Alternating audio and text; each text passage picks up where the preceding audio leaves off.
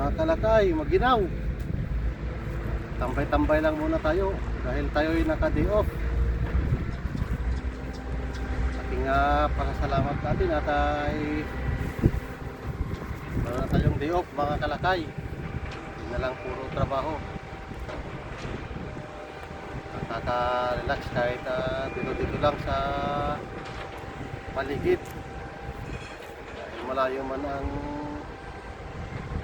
mga bilihan dito, pamilihan. Malayo tayo sa syudad.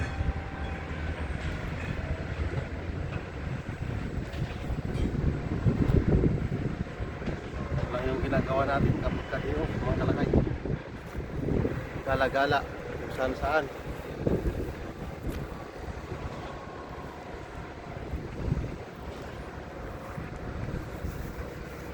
Kadalasang ginagawa nila hotel mga kalakay.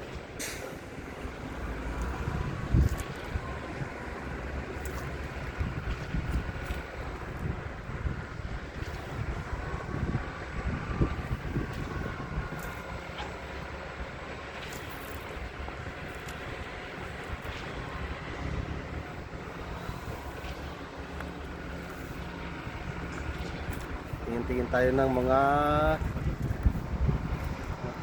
makuhang mga gulay-gulay dito sa ano, wala man ako makita.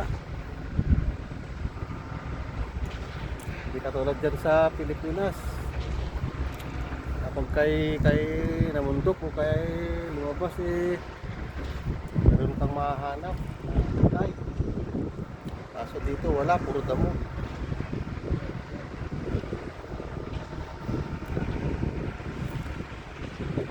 Nakakaumay na kasi yung laging tinapay mga kalakay at saka itlog. Yan lang yung palaging inihain dyan sa restaurant. Saka pasta. Yan.